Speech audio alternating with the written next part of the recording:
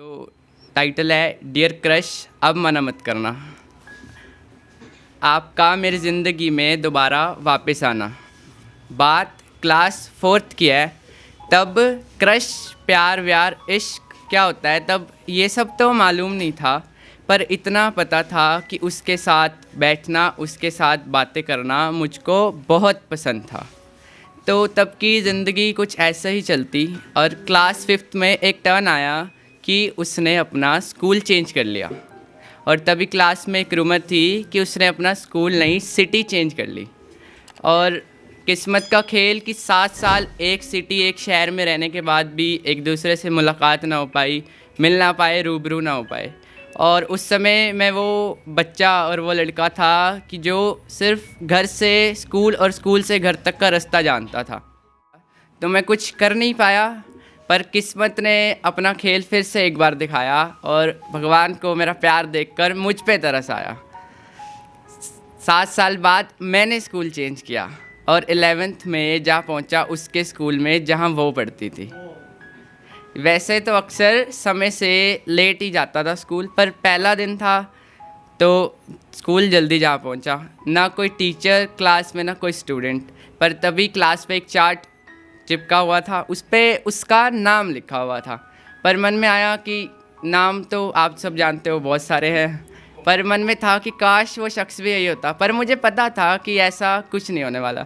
पर तभी कुछ समय में कुछ 5 मिनट बाद ही उस खास शख्स की एंट्री होती है और समझो जैसे मेरा तो 7 साल से का सपना सच हो गया हो। तो मैं तो समझो मेरी बरसों की मन्नत पूरी हो गई हो, मेरा सपना हकीकत में बदल गया हो। तभी और बच्चों की भी क्लास में एंट्री होती है, टीचर की भी। दिल तो चाहता था कि उसे गले लगा लूँ और उसको कह दूँ कहाँ थी तुम इतने दिनों से।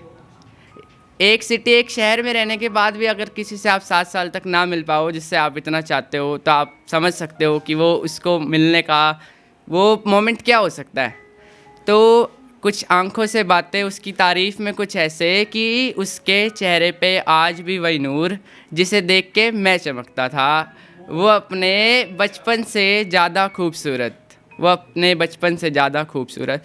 तो बस यूं ही क्लास स्टार्ट होती है। आप जानते हो कि क्लास की कन्वर्सेशन कैसे स्टार्ट होती है, नोटबुक मांगने से, पेन मांगने से।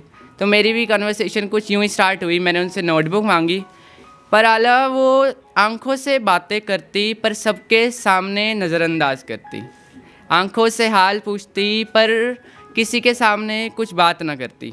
उसने मुझे अपनी नोटबुक दी और वो अपनी सीट पर जाके चली गई। यूं ही स्कूल का दिन बीत गया, क्लास की छुट्टी हो गई।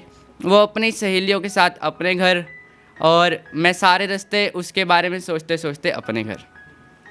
तो किसी कारण मुझे वो स्कूल दूसरे दिन छोड़ना पड़ा। अब वो मुझसे फिर दूर हो गई। ना मुझे उसका घर पता, ना कुछ, ना नंबर, ना कॉन्टैक्ट, ताकि मैं उस तक प्यार नहीं तो कम से कम दोस्ती की बात तो उस तक पहुंचा सकता। पर ऐसा ना हो पाया। और यही जैसे पंकज भाई ने कहा कि स्कूल पता था, तो यही एक था पॉइंट कि मैं उससे मिल सकता। पर स्कूल से उसका वैन से घर आना, वैन से घर जाना, मुलाकात तो फिर ना हो पाई। तो मेरा एक दोस्त उसी स्कूल में पढ़ता था जिसके ज़रिए मैंने अपनी बात उस तक पहुंचाई, पर दोस्ती में भी उनका जवाब ना आया।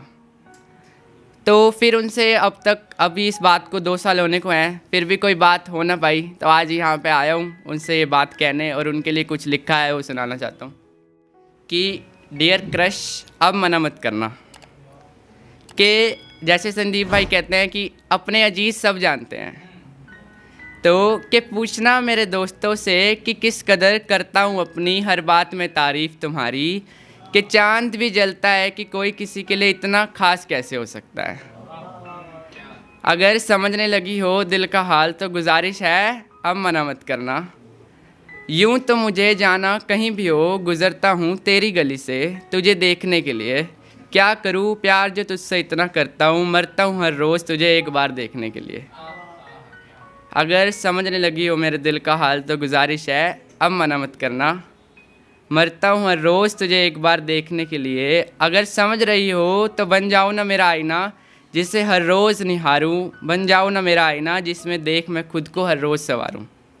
अगर समझने लगी हो मेरे दिल का हाल तो गुजारिश है अब मना मत करना। ये बातें जो कह रहा हूँ सिर्फ बातें नहीं, मेरे दिल का हाल है जो तुझे बता रहा हूँ। माना मैंने तुझे कभी कहा नहीं कुछ, पर तू जानती तो सब है ना। अब मना मत करना, अब मना मत करना। Thank you.